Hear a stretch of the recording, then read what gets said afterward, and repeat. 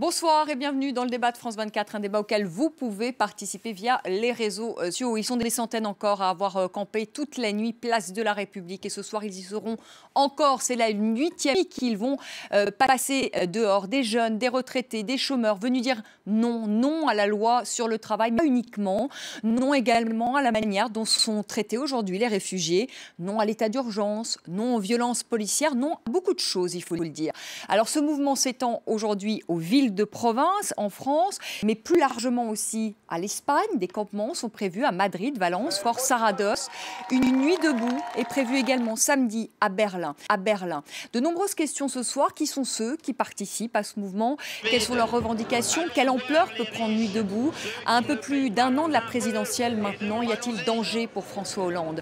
Et nos invités, nous sommes en direct de la place de la République avec une participante à Nuit debout avec Yuli. Merci d'être avec nous. Je ne sais pas si on peut déjà vous voir à l'image. Et oui, on vous voit. Place de la République, merci d'être avec nous. Sur ce plateau, Philippe Doucet, bonsoir. Bonsoir. Député socialiste du Val d'Oise de la 5e circonscription. Benjamin Correa, bonsoir.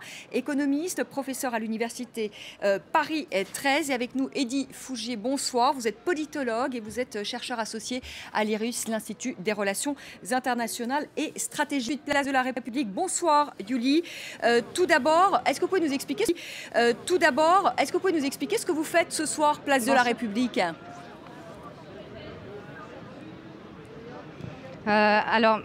J'entends, ouais. À la base, j'étais venue assister à l'AG, participer et aider du mieux que je pouvais. Et puis là, j'ai été retenue pour faire cette interview. D'accord. Mais pourquoi vous êtes là, place de la République? Quelles sont vos revendications? On veut comprendre un peu. On sait que la loi El Khomri, c'est la goutte d'eau qui a fait le déborder le vase de la dignité sociale. Mais ça ne s'arrête pas du tout à là.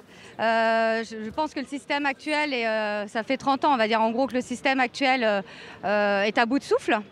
Il s'agit de réagir puisqu'on se rend bien compte qu'il n'y a plus vraiment on n'a plus la parole. Est-ce que vous avez un chef sur cette place de la République?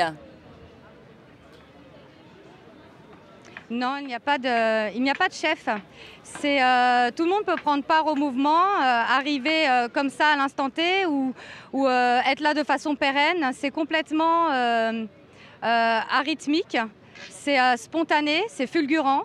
Il n'y a pas ni porte-parole ni chef, il n'y a que des idées et des valeurs. Et quelles sont ces idées et ces valeurs en quelques mots? Alors en quelques mots, c'est dur. Déjà le principe de base, c'est la convergence des luttes. C'est-à-dire, bon là, il s'agit, pour la loi El Khomri, c'est le cas de la justice sociale. Mais là, il s'agit de faire converger toutes les luttes. Par exemple, la justice écologique, la justice féministe, toutes les causes. Comme je le dis, par exemple, moi, en tant que participante, j'estime qu'il n'y aura pas de transition écologique et sociale sans révolution féministe. Bon, c'est mon point de vue. Mais là, il s'agit de se mobiliser pour, d'une part, que les luttes convergent. Excusez-moi, en fait, j'ai un retour bizarre. Mais vous devez avoir un petit écho, j'imagine, dans l'oreillette. Allez-y. Donc, oui, et du coup, ça me perturbe, du coup. Voilà. Donc, je ne sais plus ce que je disais. Une convergence des luttes. Il s'agit de faire converger toutes les luttes. Donc en gros, donc là vous l'avez dit, vous avez dit le cas des réfugiés, résister contre l'hégémonie sécuritaire, aider tout le monde. En fait, il s'agit d'aider tout le monde et que tout le monde se mobilise pour toutes les causes. C'est un petit peu dur de résumer en fait tellement il y en a, ça s'embrouille dans ma tête. Mais vraiment le point de départ est social, mais justement là on prend notre temps, on est en train de déterminer ensemble, le but c'est d'être le plus populaire, le plus démocratique, le plus citoyen possible et de déterminer ensemble quel est ce socle de valeurs et d'idées communes. Merci beaucoup, merci Yudi d'avoir été avec nous en direct de la place de la République et Jean-Baptiste Ayrault qui est porte-parole du DAL, du droit au logement, nous a rejoint. Vous êtes associé à un collectif Nuit debout. Qu'est-ce que vous faites, vous, le DAL, place de la République? Écoutez, au départ, on avait prévu de s'installer le 31 mars parce que c'est le dernier jour de la trêve hivernale des expulsions. Autrement, l'idée étant de rester quelques jours pour témoigner du drame de l'expulsion locative et l'augmentation des expulsions. Et puis, on a été contacté en fait par le collectif Nuit debout, qui était d'abord organisé autour d'un mouvement qui s'appelle Fakir. Ensuite, ils ont eu l'idée de faire Nuit rouge. Et puis, en dernier recours, ils l'ont appelé Nuit debout. Et donc, ils nous ont demandé comment on faisait, nous, pour nous installer sur une place et y rester parfois plusieurs semaines. Comme donc, il y a quand même quelqu'un à l'origine de ce mouvement, parce qu'on dit souvent, et j'ai pu lire dans la presse, oui, c'est un mouvement spontané. Non, c'est pas tout à fait exact. C'est quand même un mouvement où il y a quand même des gens à l'origine de ce mouvement, notamment François Ruffin, qui est à l'origine de ce mouvement, le réalisateur de Merci Patron, et qui est le patron aussi donc, de cette revue d'extrême gauche, Fakir. C'est pas un mouvement donc spontané non plus. Oui, si vous voulez, oui, d'accord. Mais c'est parce que ce qui a surpris sans doute l'auteur du film, Merci Patron, c'est que il y a eu un succès très important. C'est-à-dire qu'en réalité, il y a une attente aujourd'hui, à la fois dans les milieux dits militants, syndicalistes, mais aussi les gens lambda. Il y a une attente de discussion, de nécessité de débat, de sortir de ce débat dans lequel on est enfermé depuis quelques années, qui est en gros entre l'extrême droite, la nécessité de baisser les salaires, d'augmenter les loyers et de précariser les statuts salariaux. Et puis d'enrichir les plus riches. En gros, c'est un petit peu ça le sentiment qu'il y a aujourd'hui. Et donc, ce film a déclenché. Alors après ça, je pense qu'il y a pas mal de gens qui... Moi, j'avoue que j'ai découvert un peu par hasard tout ça. Mais ouais, c'est vrai. Mais... En attendant, on a trouvé... Tout le monde l'a découvert un peu par hasard, il faut dire. Oui, voilà. Mais nous, on s'est mis d'accord avec les militants qui organisaient l'installation pour justement, d'une part, leur faire part de nos connaissances en matière d'installation, notre savoir-faire en matière d'installation et de campement Place de la République, parce qu'on l'a fait plusieurs fois et pendant plusieurs semaines d'affilée. Pour obtenir le relogement de familles sans logis ou mal logées, prioritaire d'allô. Savoir-faire en fait. Voilà, et puis du coup, on est resté avec eux parce que franchement, ce mouvement, il est porteur d'espoir par rapport à ces impasses que connaissent aujourd'hui, qu'on connaît tous, qu'on a les angoisses ou les inquiétudes ou les questions qu'on se pose sur l'avenir de notre société, l'avenir de la jeunesse et l'avenir, en gros, même de l'humanité, de la planète, etc. Je ne sais pas quoi. Donc, si vous voulez, on va de catastrophe en catastrophe, de guerre en guerre, d'attentat en attentat, et pendant que, les gens gagnent de moins en moins... Enfin, voilà, je m'arrête là parce que Mais on va continuer à en parler, justement. Le débat. Peut-être justement du fait qu'il n'y ait plus d'offres politiques aujourd'hui pour répondre à ces aspirations. Eddy Fujimi, on voudrait quand même d'abord comprendre ce mouvement. Qui sont ces gens qui campent depuis bientôt 8 nuits? Ce sera la 8e nuit ce soir, Place de la République. C'est quoi? C'est des jeunes, c'est des vieux, c'est des gens qui travaillent, c'est des gens qui n'ont pas de boulot, c'est qui? Dans un premier temps, c'était plutôt effectivement des jeunes, des lycéens, des étudiants qui étaient mobilisés. C'était la suite de la mobilisation du 31 mars dernier contre la loi El Khomri. Puis petit à petit, on s'aperçoit qu'il y a une diversification de ceux qui viennent.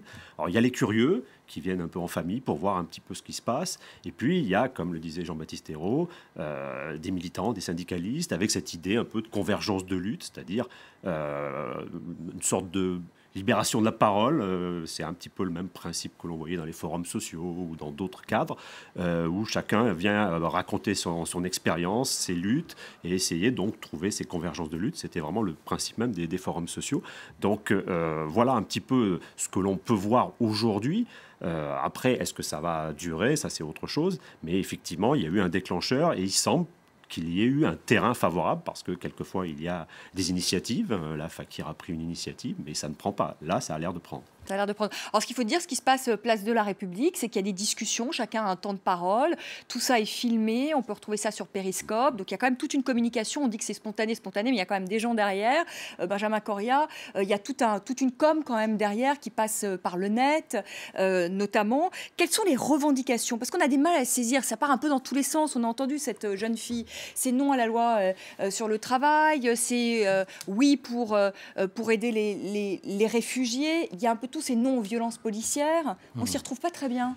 Non, mais une première chose va être claire, je ne suis absolument pas le porte-parole des gens de Nuit debout. Oui, mais vous travaillez quand même là-dessus, sur ce type de mouvement. Oui. Puis on rencontre... Ça doit vous plaire, ils vous plaisent ces mouvements. Vous connaissant, ils vous plaisent. Bien sûr, on a au départ une très forte sympathie, bien entendu. Pourquoi Pourquoi est-ce qu'on a une très forte sympathie? Parce que face un peu à la surdité du pouvoir, qui a reçu des messages répétés et de toutes sortes, à commencer d'ailleurs par des messages électoraux massifs sur le fait que cette politique provoquait un désarroi, provoquait de la misère, provoquait du mécontentement, surtout de la douleur. Bien, les seules réponses qui ont été apportées, c'est on continue, on continue. Donc après le pacte de responsabilité 41 milliards, sans contrepartie aucune, la courbe du chômage, la fameuse, elle ne cesse de monter, de monter, de monter. On continue avec la loi El Khomri qui représente des nouvelles attaques contre le statut des salariés. Donc, c'est une très bonne nouvelle que devant cette surdité, devant cette obstination, et devant, je répète, la surdité par rapport aux messages électoraux, politiques, parce que je crois que la gauche a jamais autant fait naufrage, si on peut dire, sur le plan électoral. C'est un peu comme Podemos, c'est un peu le même mouvement, c'est un mouvement un peu similaire. Bah, écoutez, on verra, hein, parce que c'est trop tôt, mais c'est vrai mais que... dans l'esprit. Oui, c'est vrai que ce qu'on peut comprendre du mouvement, non, il y a des... Non, il y a quelques similarités, je crois pas du tout que ça soit Podemos. Podemos, c'est un parti politique. Oui. Non, c'est pas Podemos. C'est pas du tout Podemos. Podemos. Oui, mais ça s'est transformé. Non, mais les indignés se sont transformés en Podemos. C'est plutôt. Peut-être que ça se transforme. Podemos a été créé. C'est plutôt avec l'esprit des indignés. Voilà, c'est plutôt l'esprit des indignés que Podemos, parce que Podemos, il faut dire les choses, c'est une OPA d'un certain nombre de cadres politiques sur un mouvement. Sur le mouvement des indignés. Voilà. Peut-être qu'il y aura OPA là aussi. On se posera la question tout à l'heure. Ça, on verra. Philippe Doucet, je voudrais quand même qu'il réagisse à ce que vous venez de dire, parce que c'est quand même violent ce que vous dites. C'est que vous dites finalement, le pouvoir à gauche, aujourd'hui, n'a pas réussi à répondre aux aspirations du peuple, et notamment du peuple de gauche, parce que c'est surtout le peuple de gauche qui est aujourd'hui dans la rue. Vous comprenez ça, Philippe Doucet? Finalement, c'est un peu, ça se fait en réaction à la politique menée par le gouvernement. Dans ce pays, il y a toujours eu plusieurs gauches. Donc, la gauche, l'extrême gauche ou la gauche radicale, elle espère toujours que la gauche social-démocrate va faire la politique du front de gauche. Donc, on espère que le président va faire la politique pour laquelle il a été élu, pour laquelle il a reçu un mandat. Il a fait le contraire. C'est ce que vous expliquez dessus. Si François Hollande, qui a démarré chez Jacques Delors et finissait au front de gauche, je pense que tout le monde l'aurait perçu. Il n'aurait probablement d'ailleurs pas été élu président de la République. Personne ne lui demande ça. Donc, à l'arrivée par rapport à ça, il y a deux gauches dans cette logique-là. Il y a une gauche social-démocrate, puis il y a une gauche radicale qui espère ou qui est fini d'espérer que François Hollande fasse la politique par rapport à ça. C'est la gauche radicale qui est là dans la rue, place de la République. Il y a plusieurs choses. La gauche radicale, aujourd'hui, elle cherche un débouché politique. Parce que, contrairement à ce que dit Benjamin Correa, si la gauche radicale était autant soutenue de ça dans ce pays, Jean-Luc Mélenchon, il sera à 30% dans les sondages, il aurait gagné les élections. Ce n'est pas le cas. Par contre, ce qui est intéressant dans le mouvement par rapport à ça, c'est qu'on voit bien qu'il y a un problème de déboucher, même de reconstruction par rapport à ça. De socialisme, allez, parti politique. Allez, on laisse terminer. Si vous me laissez, oui, on a quelques heures de vol, donc la déstabilisation, on a un peu l'habitude, donc c'est pas vous ce soir qui allez réussir à le faire. Donc du coup, par rapport à ça, je pense que ce qui est intéressant, vous l'avez dit vous-même, c'est non à beaucoup de choses. La question, c'est oui à quoi. Vous voyez, donc et par ailleurs, c'est plutôt. C'est oui, par exemple. Alors, on peut faire le raisonnement inverse. Retournons. C'est oui à ouvrir nos portes aux réfugiés. Donc, je pense qu'aujourd'hui, si vous interrogez les Français dans leur majorité, et notamment les Français de gauche, je pense qu'il n'y a pas de volonté des Français d'accueillir massivement des réfugiés. Donc, maintenant, moi, je pense que c'est une bonne chose qu'il puisse y avoir ce débat, y compris au sein de la gauche, parce qu'on a besoin de démocratie, on a besoin d'échanges. On a besoin de ces logiques de spontanéité. Ça peut être aussi oui pour plus de droits pour les salariés et moins pour les patrons. Non mais d'accord, mais moi j'ai pas de... Qu'il y ait ces débats-là, qu'il y ait de la confrontation démocratique, ça nous paraît une excellente chose. Parce qu'aujourd'hui, le fond de l'affaire, c'est que le Parti communiste ne porte plus vraiment ça. Jean-Luc Mélenchon est dans son aventure personnelle présidentielle. Et donc il y a ce problème-là de tout cet électorat et de tous ces militants de l'extrême gauche qui ont un problème de débouché politique. Le NPA s'est effondré. Vous voyez, tout ça n'est pas vraiment porté. Ce qui m'inquiète, je vais quand même dire ce que je pense. Benjamin Correa, ce qui m'inquiète, c'est que je vois que la surdité continue. Ça veut dire que il y a eu l'ensemble des mouvements de protestation, par exemple contre la loi El Khomri. Auparavant, c'était Notre-Dame-des-Landes, etc., etc. Et c'est interprété. Ah oui, la gauche radicale, la gauche de la gauche. Ceux qui manifestent. Mais non, mais écoutez les gens. gens, écoutez les gens, essayez de leur répondre. Vous ne seriez pas dans l'état où vous êtes électoralement et en image à l'intérieur du pays. On n'a jamais vu un président aussi bas. Il y a quelques raisons à ça. C'est pas la gauche de la gauche, ça. C'est le résultat direct. C'est la difficulté de sortir de la crise économique qui a échoué. Vous étiez là, en principe, pour redresser la courbe du chômage. La fameuse Anne Masseran, il y a 700 000 chômeurs de catégorie A en plus. Bon, c'est ça le débat, c'est pas la gauche de la gauche. Eddy Fougier, est-ce que vous pensez que ces gens qui manifestent, qui sont rassemblés place de la République, ne se retrouvent plus finalement dans les valeurs de gauche incarnées par le gouvernement? Est-ce que c'est un rejet? Moi, je pense que c'est beaucoup plus large. Oui. Et là, je ne suis pas tout à fait d'accord avec mon voisin. C'est beaucoup plus large que le simple classement gauche radicale ou autre. Mais s'il n'y a pas un sentiment de trahison de la classe politique. C'est même plus large que les valeurs de gauche. Je pense que si on sonde le fond, notamment des jeunes, c'est un rejet du système politique tel qu'il existe, de tous les partis, y compris Mélenchon, y compris le NPA ou autres. Je ne suis pas sûr que Mélenchon ou le NPA, quand Mélenchon est allé au sein de la ZAD à Notre-Dame-des-Landes, il s'est fait insulter.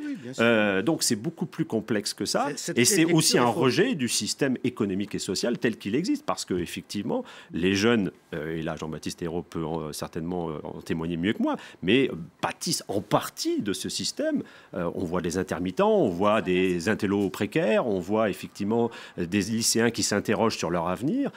Donc on est plus dans cette logique-là. Plutôt que rentrer dans un débat politicien, je ne suis pas certain que ça corresponde vraiment au débat au sein des âgés. La question m'a été posée sur le débat politicien ou sur le débat politique. Non, pas du tout. C'est vous qui avez interprété la question